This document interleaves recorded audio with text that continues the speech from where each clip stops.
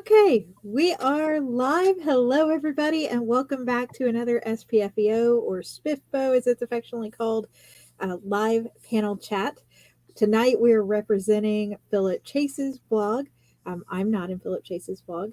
I'm in the Fantasy Book Critics blog with the Violet Twist of Fate. But there are several faces on this stream representing Philip Chase's blog, and I'm going to get to everybody in just a second. Before we do, very quickly, if you're brand new, you don't know what in the world you just clicked on, welcome to the craziness. We are some of the authors of 300 authors who are participating in the self-published fantasy blog off that Mark Lawrence is coordinating this year. It's the 9th one. And basically 10 very kind blogs have decided to take 30 books each and decide which ones they want to put forward for consideration for the best of the 300, which is no easy feat. So some of the tributes this year are here with me. We've got Jeff and Kayla and Melinda and Morgan and WD all on. Would you guys like to chat with us a little bit? Tell us a little bit about yourself and the kind of fantasy books you write? Yeah. Sure. Are we waiting for somebody to volunteer? Yes, volunteers tribute somebody. All right. Oh, you need to buzz in. All right. Well, my name is WD Kilpack III. I go by Bill, and my entry is Crown Prince, and I have been writing all of my life. I love science fiction and fantasy. I was published for the first time when I was 9. I had a teacher who entered a poem I wrote into a contest, and I didn't know she was doing it, but then it won and got published. And so it's just been going on since then. I don't know what else is exciting. I taught college for 25 years. I wrestled for 12 years. I qualified to represent the United States in Greco-Roman. Wow. And you have an awesome bookshelf. And those are my books and other doodads and fun little things. And yeah, that's all real. That's not a green screen. No shade. I was about to say. Lots of book envy, no shade. Yes. I'm going to jump in, and I write epic fantasy books. I've written a lot of them. This is my baby. Oops, I knock over the mic that I entered in SPFBO. I don't know if you can see it. The blur makes it hard. But yeah, Cursebreaker. Melinda has actually come on and read an excerpt from Cursebreaker live on the channel, and that's on the live reads playlist for anybody who wants to hear a snippet of it. But yeah. It's also free right now, ebook and audiobook. So if you want to check out Cursebreaker Enchanted, go for it. That is, you'll be reading what the judges are reading. So yes, you can join in the madness. Awesome. Good to have you back, Melinda. Thank you. It's good to be back. I'll jump in after you, Melinda, just because I actually recognize your cover because we've totally done newsletter swaps before. Yes, I was like, your name. This is my book. I don't have a fancy one in front of me, but this is Embrace of the Shade, and we're romantic fantasy. I say we because I am one of 2. I have a co-author, Amanda Muratoff, who just is not available to be here tonight. Hi, but we worked together on Embrace, and it's actually the first book in a 13-book epic fantasy series. I'm catching up to you. I'm on book 10. I'm catching up to you. Catching up. Yeah, so 11, 12, and 13 are actually set to release this year. They're all going to be coming soon. Amanda and I literally wrote the epilogue of book 13 this past Sunday. So it's draft is done. Now we just got some editing to go. But a little bit about me. I'm a theater nerd. That's actually my background. Shakespeare is my thing. WD mentioned teaching college. I taught high school for 3 years. Don't do that anymore. Yeah, but really excited to be getting and doing writing fantasy now because it's always been a passion, writing. I actually used to say I wanted to be an author when I grew up, so I can finally say that I did it. I think we all wanted to be an author when we grew up. Right? Only took me till I was 35, but that's okay. Who's counting? Well, I'm older than that. Jeff, Awesome. Morgan, who's going next? I can hop in. Go ahead, Morgan. So I'm Morgan, and I've been writing maybe for like 10, 11, 12 years. It started in middle school. And I only really knew I wanted to write, didn't really know what I wanted to write. So I just basically stole my best friend's idea because he had an idea and he was writing his own thing. So I just took it and filled out a composition notebook with just straight plagiarism and just ran with it and called it my own.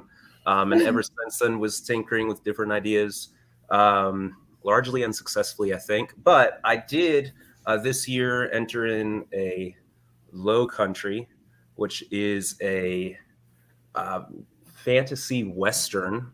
I write dark fantasy. And so what I want to do ultimately is write like that massive epic fantasy totem, like just a huge tome of the thing, the series. My biggest inspiration was Wheel of Time. I want to do something that immerses people like that. I'm not skilled enough to do that yet. I've tried a bunch of different manuscripts and kept getting feedback that wasn't great. And so I got so frustrated that I was like, okay, so it's been unsuccessful so far. I know I want to do some kind of project. I want to have written something. I want to write something. And let's just take a step back and think, what do I really like to do? What am I really passionate about? And it came back to the Southwest. I'd taken a few road trips through the Southwest in the States, Utah, Arizona, New Mexico. I'm a landscape photographer also, just as a hobbyist. And I was like, why not just take what I like about the West, do a Western and fantasy, and just put them together. And so that's my entry this year.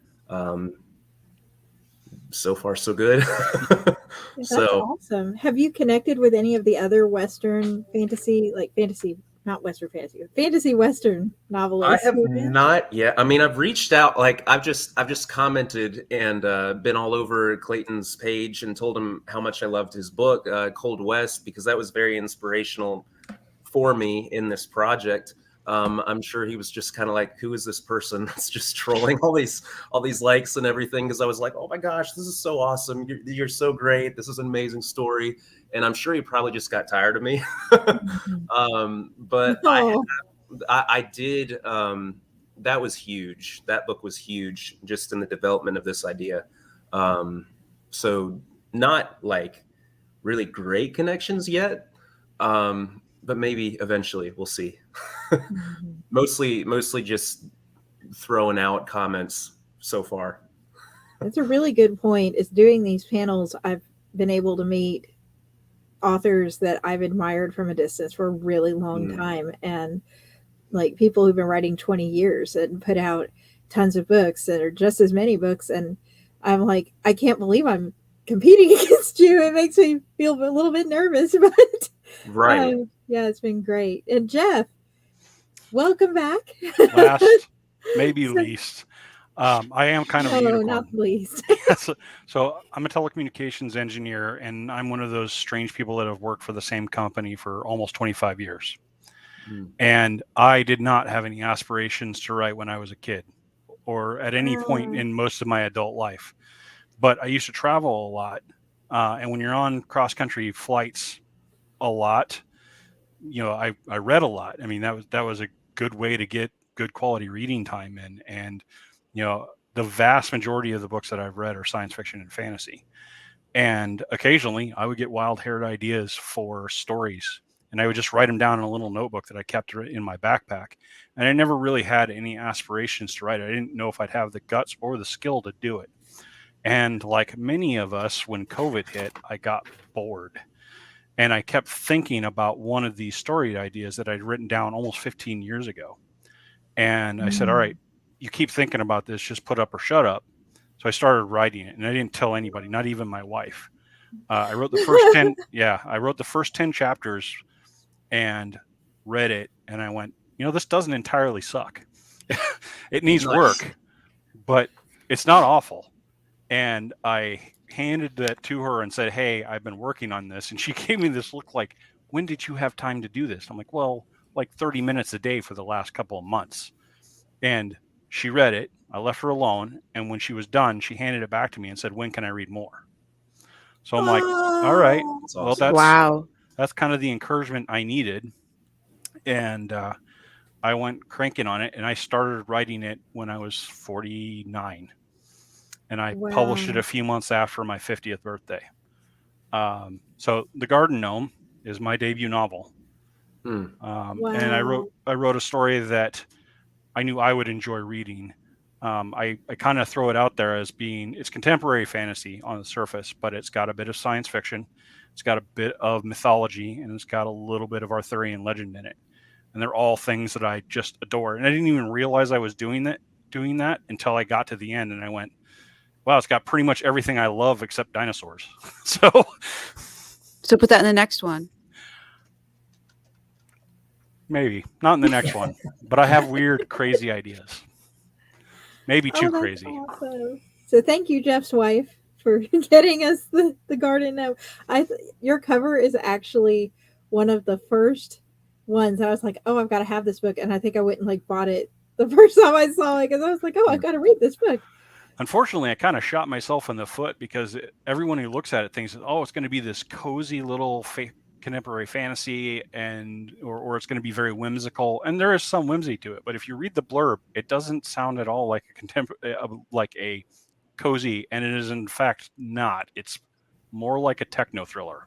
At least that's kind of what I was aiming for. The cover kind of represents a loss of innocence.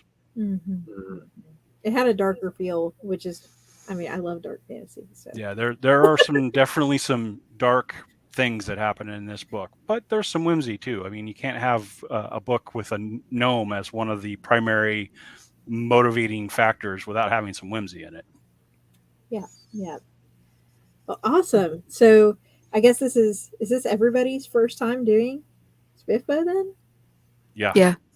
Yep. Yeah. So we're all a panel of newbies, and today it officially opened. So if you're watching and you're like, wait a minute, what have you been doing the last 2 weeks? That was the long, what they call chaos month, apparently, is what I found out it's termed, where everybody gets all their excitement about having made it into that 40-minute time slot that it was to get our books in and talk about our books. And now, as early as today, I was told that we might start seeing some cuts from some blogs and keep from some blogs. Like I know Esme, is it from Weatherwax? I don't remember. Posted a blog today about a book she's keeping, like for whatever internal round I guess she does. And then I was told some blogs save everything up and don't announce it till like the day phase 1 ends, which is like 5 months from now. So how are you guys feeling about, the blogs you're in, the competition, having done this the first time? Is there any sort of hidden gems that you wish you'd known for people watching who might want to do this next year? You should fill it out immediately. Like, Yeah. I was Yeah. driving to work when it hit 1 p.m. London time, which is 8 a.m. for me in New York. I started filling it out while sitting at traffic lights. Nice. When I found out that it closed in 40 something minutes, I was like, I am so glad that I risked a car accident to fill this out. I was I actually had everything I had everything in the Microsoft documents. It was really just like cut and paste and locate the file and upload it, because I had everything preloaded on my like phone, because I was like, crap, it's gonna be 8 p.m. It's gonna be 8 a.m. when it opens, like while I'm on the road. So I was very well prepared for it. I found out about it through a big Reddit post last October when they first announced SPFBO9's finalists. And there was a lot of hype about SPFBO and about the books that had made it to the finals. And that's when I started looking at Mark's blog and what had happened before. And they're like, we set a record. We filled all 300 slots in 9 hours. And I'm like, it'll be less than 2. Because everybody's talking about SPFBO now. And there's more hype, especially towards the end of the year. And because they immediately turn around and start the next round of SPFBO, I'm like, I had a document laid out on my desktop. I was sitting here waiting for the link to go live so that I could dump it in there. But even I wasn't prepared for the 41 minutes. I'm like, holy crap. Yeah. Yeah, I found out I- about SPFBO from, actually, I'm friends with one of the finalists from SPFBO 8, and she's the one who told me about SPFBO in the first place. And so thank goodness she told me the second that they posted a date about it going up. And so I was able to set the timer, set an alarm. I actually, fortunately, was getting up for work. 6 o'clock my time is when it went live because I'm in Utah. Me too. So I was fortunately already awake, and it just went in and put it in that first 15 minutes. And when I saw the post go up of 17 minutes in, and it was already like half full or whatever it was, 17 minutes in, I was like, oh my God. Whew, I didn't know got that until I in. got to work that it had filled up. It actually filled up before I got to work. Wow. So I missed the Crazy. whole seeing all the I saw them Oh, later, so the you tweets of how just many squeaked in. the dwindling numbers, but I didn't know that it was filling up that fast until I So are you got hitting there. refresh like, did I make it? Did I make it? Did I make it? I couldn't do that because I was driving at that point. The traffic had there was no more traffic lights. The traffic had thinned out. I had to actually drive and try to avoid notice from the state troopers and the county cops and I was double checking my entry, and I think it was 7 minutes after when I hit submit. And just after I did that, I follow Mark on Twitter, and he said on a tweet saying 170 entries in 9 minutes into the competition. I'm like, oh my God. one of them was mine. Yeah, mine too. I submitted it a few minutes after 8. See, Yeah, and I did you're like not you that did, where person. I was prepared. I was working really late the night before till 3:30 in the morning. Me And too. I'm in Yes. Utah, and so I was considering pulling an all-nighter. But then I thought, well, I'll just, before I go to bed, I'll set an alarm. I'll have all my stuff ready. Set my alarm for 6. Got up, and then it was all there ready to copy and paste, into the form. And I clicked submit, and it all went through. And I thought, well, all right. Started working, and then the next time I checked, it was closed. So Yep. I was like, Right. all righty. I didn't know if I got in or anything. I just so then I thought, well, I hope it actually processed, because I didn't do anything to verify. It seemed to go. Yes. Yeah, I mean, I guess for myself, I was assuming I was going to do it right up until the moment of, and I got cold feet because, Oh. like I said, the my entry was such for myself. It was not the novel I necessarily set out to write, and it was such a different piece than I thought was going to happen. And there was actually hesitation there where I was kind of on the fence. I was like, I really don't know, and then I kind of gave myself a pep talk, and I was like, okay, so people like it so far, what's the worst that could happen? What's, you get offed early on. So I just kind of took the shot, and it said it was submitted, and I closed the laptop and went to work. I was like, I'm done. I'm not going to think about this anymore. And then later on, I saw that I was in, and I was like, okay. And then actually, I've loved it just ever since then. It's just been awesome. Not even really necessarily if I have any kind of expectation for making it super far, but just being a part of the community so far has made it so worth it, because there's a Discord server, and there's a Facebook group, and there are all these different places where I can talk with other writers that are doing the same thing I'm doing for all the same reasons. And I don't get that anywhere in the rest of my life. So just for that alone, I was so glad I decided to take the shot. It's been really awesome so far. Mm-hmm. Yeah, I heard about it through Rune, who's been interviewing, people, and that was prior to this, and just him personally chatting with him about various things, and then he's the one who told me about it. And really, he is kind of an epitome of this whole experience. I didn't think that he's been awesome, and then everybody that I've dealt with has been the same way, and that really is just something. And yeah, and that is not the case with even other writing organizations that I've been to their meetings and that sort of thing. So that has been just amazingly refreshing for me. Mm-hmm. I agree. Just the community has been beyond what I was expecting. I was sort of on the fence about whether to enter, and if I did enter, what to put in this year too, Morgan. And I remember chatting with K.E. Andrews and Andrew D. Meredith about whether to bother. And because I've read a lot of these books, I think I went in this year, I've read about 80 of the participants before SPFBO started. And I was like, I know that I'm known for not giving a lot of 5 stars because I do reviews for Readsy, and I'm known for being a little harsh. So all of 2021, I only gave 19 5-star reviews and everything. And I was like, I see multiple 5-star review books that I've read up on this list. And I was like, I didn't know. And here I am putting in my debut among these people. But what they were pointing out is that it really is about connections, connecting with readers, connecting with other authors, connecting with the bloggers, even though we can't communicate with them during the contest, afterward, making those connections. Yeah. It's been so worth every tiny bit of angst that I had leading up to it. So we've been doing sort of this fun little thing on the panels, and this can be the Easter egg for people who have been watching. You know what's coming next. I've been asking questions about people's books, but not straightforward, like, tell me what your book's about. So we talked about the heroes, the villains, the best friends, the government. We talked about ordinary things yesterday that are special in your book for some reason. And so I've got one tonight for all of you. We are going to talk about pets. I saved the pet one for you guys. Does your book have pets?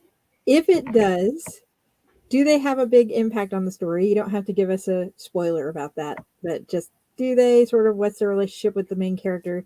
If you don't, have you considered putting pets into the book, and how would they fit into your world? So I have a pet, Cleopatra, affectionately referred to as Cleo. Cleo is obviously a cat. Oh, it is an inside joke because one of the main POVs is a set of POVs is a husband and wife, and a lot of the story revolves around them worrying about their son. He has an imaginary friend, and their house pet is Cleo the cat. When Tony, their son, was born, the father is a history professor and wanted to name him Antony, and his mother said, "Oh no, you are not naming our child after one of the biggest tragic love stories of all time." And he's like, "All right, fine. How about Anthony instead of Anthony?" And she's like, "That's fine. Just don't ever call him that."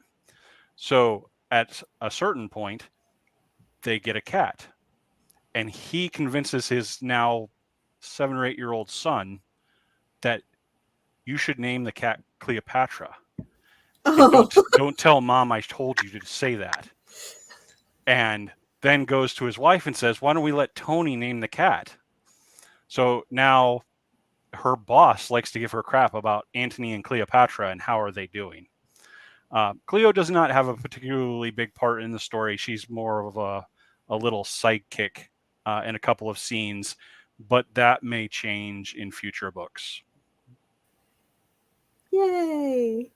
I will say, I'll jump in next. I wish Amanda was here for this question, my co-author, because she's the one that's like super protective of our animal companions that are in our books. Not that I'm not. I love our animal companions, but Viento, who is the one that's in book 1, he is our main protagonist, female's horse. Viento is actually a huge character and a huge driving force in her life because he's essentially been her only friend for years and years and years before the origin of the story. So he's very much his own character, has his own personality, and is super prevalent in the first books. And in the first book, and then we get even more further into the series. There's not as many in book 1, just Viento, but we've got a wolf companion later on. That's a big deal in the series and has a driving force in a lot of stuff in the series. Animals, honestly, are huge in mine and Amanda's personal lives. Like, we both are huge pet people. Our pets are our family. And so it was a no-brainer to us to involve pets in the books, just because how important they are in our personal lives. Your personal life bleeds into your writing all the time. So pets was definitely one of those places that it did. And I can actually say I always mix up the book numbers. Book 6 in our series, Heart of the Wolf, is actually dedicated to mine and Amanda's pets. We actually have their paw prints in the front of the book. Her late dog, who passed away before we started publishing the book, and then the paw print of my cat, who just passed away this past year, is in book 6. So it's even though we wrote book 6 before she passed, now it's even more, special. But you know how it is. Personal life bleeds into books, and pets was definitely one of those places that it did for me and Amanda, because they're huge parts of our story. I'm going to jump in next. I have one pet, but he's supernatural. I have a ghost bear. We'll take supernatural pets. Ooh. I have a ghost bear. He's part pet, part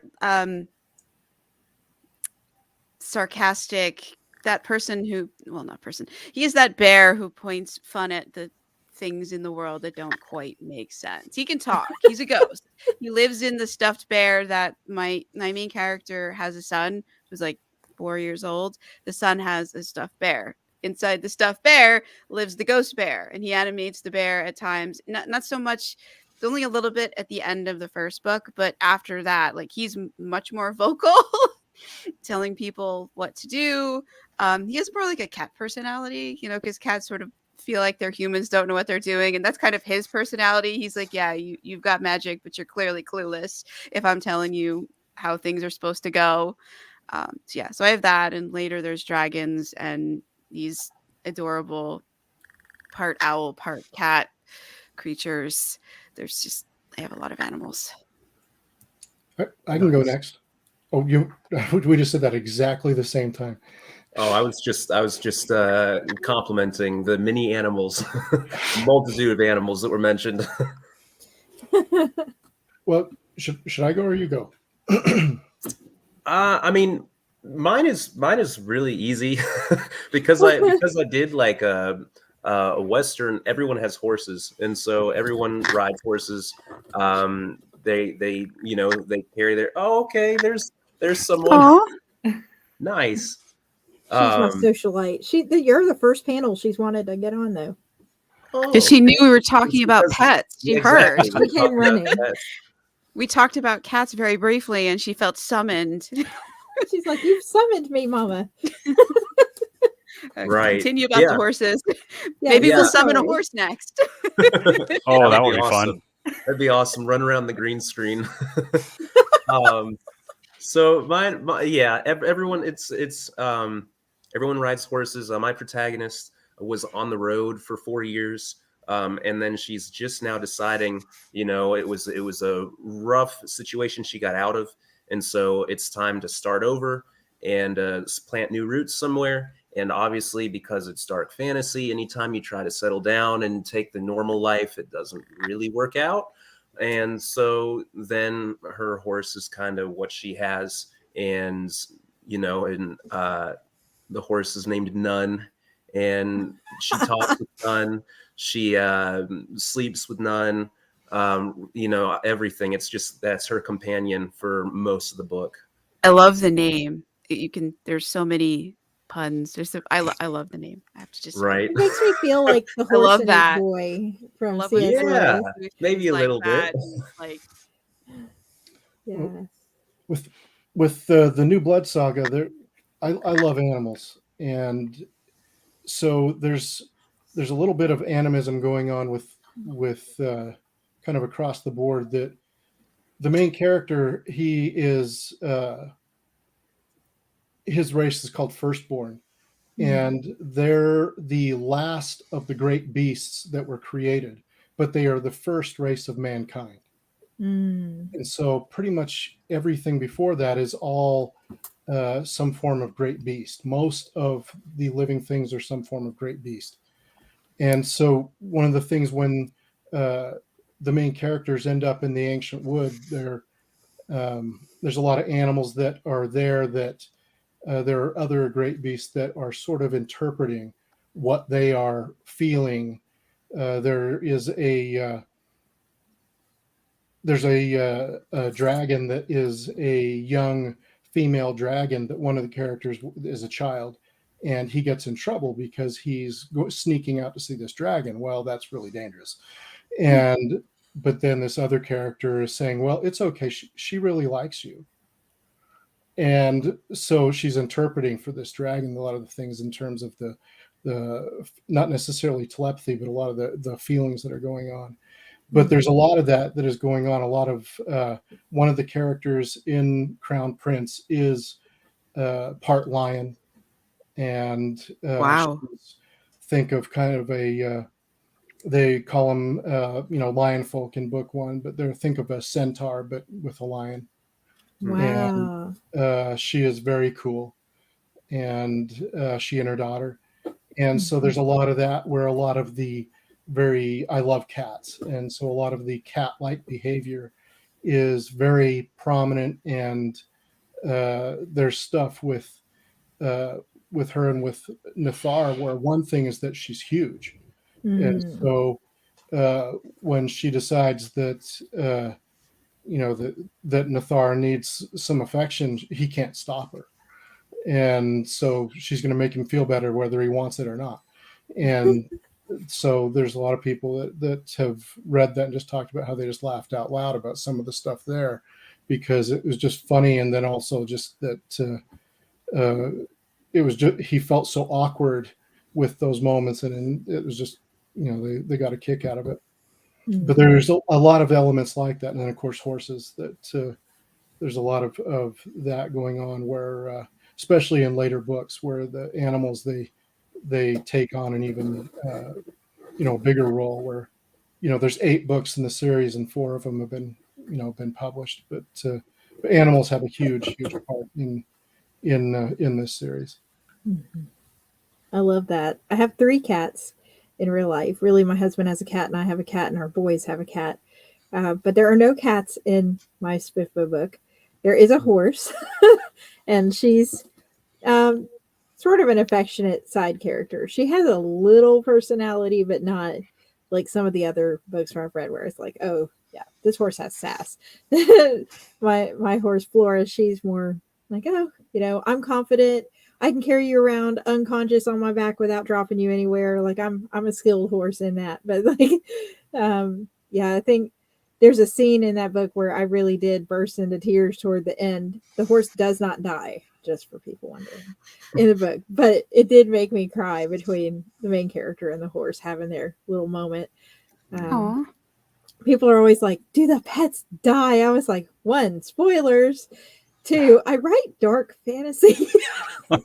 But as of yet, I have not killed off a pet. So pets are like safe limit. That's kind of one of those things where you got to be careful when you kill off a pet, because you could lose some audience real quick. Yeah. So we've all talked about pets, but do any of you have like vermin or rodents or things? Because I do. I didn't want to mention it with the pets because we were doing the warm and fuzzy, but like I also have creatures who are, they have human intelligence. They're constructs. They're magical constructs that have some free will, and they're created out of insects and rodents and things. Am I the only one who has, like, we've got the fluffy, funny bear. Well, he's not funny, the bear. He's sarcastic. I thought it was we've got the sweet bear, and then we've got the sort of creatures made out of rats and insects and things. Does anybody have anything like that? I'm sorry. No, but I have a coyote named Softpaws.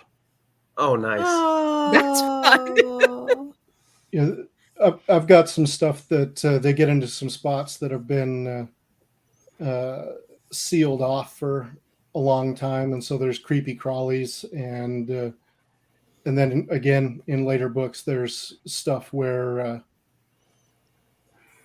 there's some, trying to avoid spoilers, there's some situations that get pretty dire, and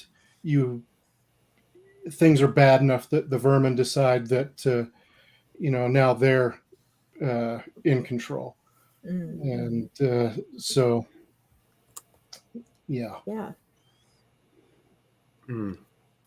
We don't have any creepy crawlies particularly, but we have these creatures that we call corrupted, that are spiritual amalgamations of a bunch of different animals. So when we describe them, we describe like bear-like in some shape, and then like maybe a rat's tail or a snake's head and things like that, where they're spiritual amalgamations that have been created essentially. It's the closest thing I can think of. They don't come in until later in the series, but I'm kind of kicking myself now that because there could have been a lot of opportunities to do like a cute little rat pet because rats are so flippin' smart.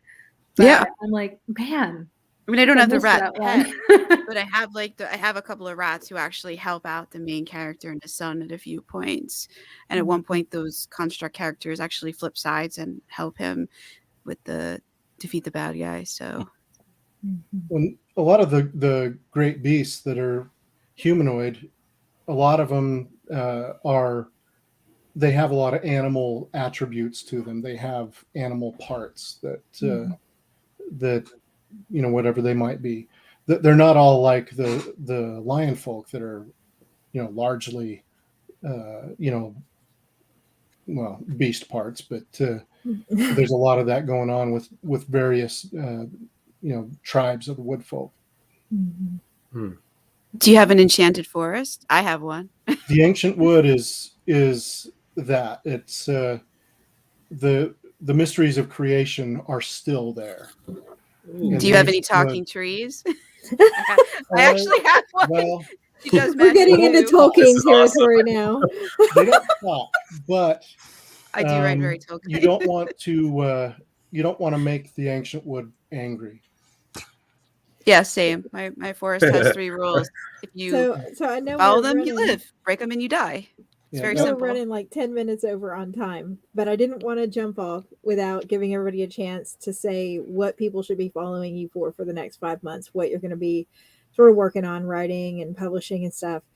For viewers, I have all of these authors' book links in the description box, all of their author pages in the description box if you're watching on YouTube. If you're watching on Twitter, I think you can find almost everybody on Twitter, where you can jump over to my YouTube and grab the links from there. But for the next 5 months, while we wait in the agonizing patience of cut or save, what have you guys got going on?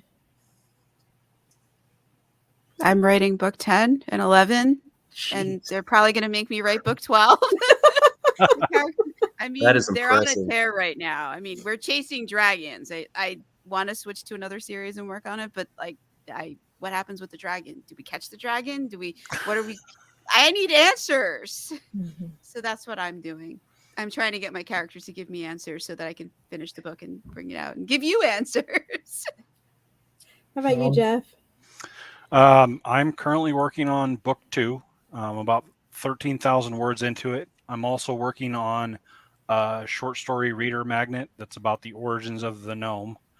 And I'm outlining a couple of books that are a potential duology that I'm really kind of fascinated with the story idea. So got a lot going on. I'm not making great progress on any of them, but they're all in the works.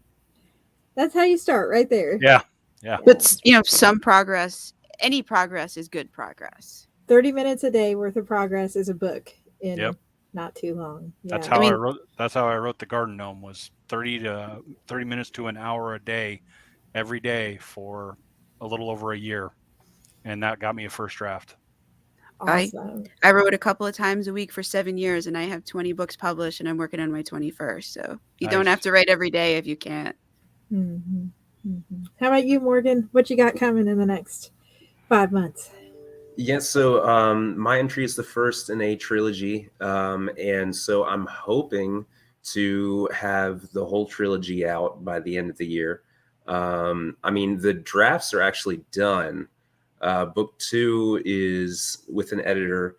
Book 3 is getting reviewed by some beta readers. So I actually have the whole trilogy done, and hopefully within the next few months, get book 2 out late summer, and then book 3 early winter, late fall, something like that is what I'm hoping. So we'll see. Awesome.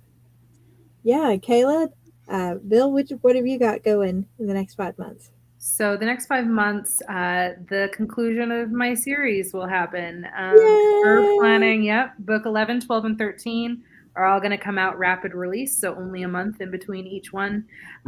They need to be out by September. So they will all be out by September in some shape or form, just because of different events and conventions. Amanda and I hit Comic-Cons and conventions across both Canada and the US. Nice. So we have some audience members in Canada at a September con that are expecting book 11, 12, and 13. So we need to make sure we get them done for them. Like I said earlier, they're almost there. We just need to edit them. But then we've also just locked in a deal with a possible narrator. So we have audiobooks that are going to be coming as well in the next few months. So it's actually really exciting next few months for us with the Pen Tracer Chronicles and Embrace the Shade. It's going to be, we're full steam ahead right now in the next 5 months, and it's going to be great. Awesome. No time to lurk. That is awesome. Yeah, Bill, what you got going on the next 5 months? Well, getting book 5 out, and because all 8 of the series, the first draft is done. But when I was getting book 4 done, it was getting so long, I actually pulled 4 chapters to put into the next book. And so otherwise it was going to be a really long book. And so it's going to take some work to make those 4 chapters have to, to do that. And then I've been doing some screenwriting, and now with the strike, that's all in a weird place. But I don't know what to say about that. But that's pretty much what I've been going on with that is trying to, and then again, audiobooks. I've been slacking. Crown Prince came out in 2019, and I still haven't done it. And so I've been slacking on that, and people keep saying, "When's it coming? When's it coming? When's it coming?" And now I guess I get people saying, "Well, I want to get them in hardcover." Mm-hmm. Okay. And so, there's things to do there. People say they want to have, some fancy versions of the maps that they can buy. I was like, okay. And people asking for stuff, and I was like, well, that's a great idea. Yeah, I wish I'd have done that. And so I guess now I will. But those are the kinds of problems you want to have, right? Those are good problems. I was going to say, those sound like good problems. Yeah, I just got some wood engraved versions of my map to potentially try to sell at conventions, and they look gorgeous. It's extra fun. Cool. I'm actually working on special edition hardcovers. Me too. Especially for the omnibuses, because I have 3 now. So yeah, I actually just got the final draft of the front panel for what will be Val's new cover, because really my cover doesn't represent the maturity of the age very well. It looks sort of YA. And so I got some reviews. I never marketed it for YA, but I had some people say reviews, this is way too mature for YA. I was like, whatever made you think this was YA? And then I went and looked at the cover. I was like, it's a gorgeous cover. I love this cover. It doesn't relay what this book is very accurately, I guess. So yeah, it's going to be getting a new darker cover. That's sort of what I'm doing too. This is the busy season for editing. So like today I got 4 new books to edit this week. So I was just like, editing busy season. I'm going to be editing all month long. And when I come out of that, finish the special edition and the other books that I'm working on. So hopefully I survive that long in the contest. Yeah, I've been telling everybody, I was like, come back in 5 months for updates on the panels. But no, seriously, you can come back sooner than that. If you're watching, I am going to be doing more of these panels this week and next week. I'm going to take a couple weeks off and do a big summer blitz at the end of this month. Those who've been here know what that means. It means 3 days of back-to-back indie author live reads and interviews at the end of June. So subscribe to catch all of that fun. But thank you all so, so much for hopping on and sharing about your books and SPFBO and community. This has been great. Thank you for doing this, Catherine. Yeah, thank you. Thank you. And good luck, everyone. Yes, Yes. all of you. Yes. Good luck. Good Yeah. luck, everybody. Thank you all. Very excited. All right. No, we'll be a little cliche. May the odds be ever in your favor. Yes. Yes. That's fitting, I think. That's good. Yes, and thank you to the reviewers. I realized yesterday when I saw a reviewer that may have popped on, I was like, we know that you guys are not being paid to do this. Just like Mark is organizing this for free. The time it takes to read, even if you're in a subgroup and you have 6 books, it's a lot of time. And we appreciate what you do. We appreciate your honest feedback. And just excited to have you read our books. Thank you so much, everybody. Take care. Thank you. Thank you.